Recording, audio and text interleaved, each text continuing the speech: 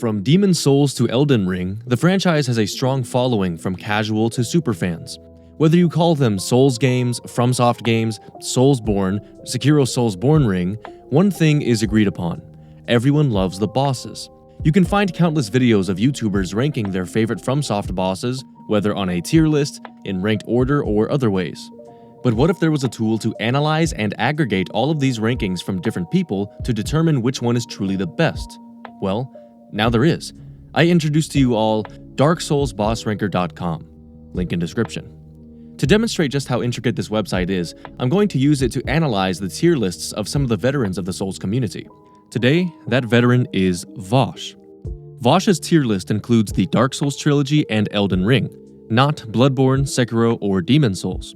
Unfortunately, Vosh did not use the official boss ranker, so we need to translate his tier lists into the official one. The official website goes from F to S tier, with F- and S+ reserved for those truly exceptional bosses. Luckily, Vosh uses a 9-tiered list for the Souls trilogy, making a 1-to-1 translation possible, but he only uses a 7-tiered list for Elden Ring, meaning some work needs to be done. The 2 tiers he was missing compared to the Dark Souls list were the equivalent of S and E tier. In order to determine where the split is, I simply took note of how he spoke about certain bosses. For example, Knight's Cavalry and Ulcerated Tree Spirit are on the same tier on Vosh's list, but listening to his explanation, it's clear he does prefer one over the other. These dudes. Okay, I just want to say right off the bat, the spectacle on these fights is fucking primo. You fight these guys like 8 times, and their mechanics were just never that interesting. After making a few judgment calls based on Vosh's commentary, the tier lists are submitted, and we can begin the statistical analysis. Vosh has 3 bosses in S+ tier: Moog Lord of Blood, Godfrey and Horalu, and Slave Knight Gale. He had 1 boss standing alone in F- tier, the infamous Bed of Chaos. His tier list distribution peaks at B and gradually declines to both extremes. Only 22 of the 143 rated bosses scored an E or lower, giving his tier list a right-skewed distribution, meaning Vosh would probably say that outside of the rare miss from Software, the quality of the bosses are consistently high. His overall quality by game shows that Dark Souls 3 is at the top, with Elden Ring a close second, followed by Dark Souls 2 and Dark Souls 1 at the bottom.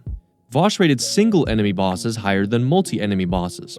He rated DLC bosses almost 2 tiers higher than non-DLC, humanoid higher than non-humanoid, and multi-phase higher than non-multi-phase. He had no strong preference between reskin and non-reskin, optional versus mandatory, and dragon versus non-dragon, although he is the first list I've analyzed to rate dragon fights higher than non-dragon fights, even though it's a small difference. I ran an analysis based on his 4 strongest preferences to see what bosses fit his usual type: single enemy, DLC, multi-phase, and humanoid. Taking a look at his list, the 4 bosses that fit those requirements are indeed rated very highly on Vosh's list. It's safe to say that Vosh's type is something that will almost always impress him. Based on his high rating for DLC, humanoid, and Elden Ring bosses, I predict he will be pleased with the boss quality from the Shadow of the Erdtree DLC, especially Mesmer. Only time will tell how he and the rest of the community feels.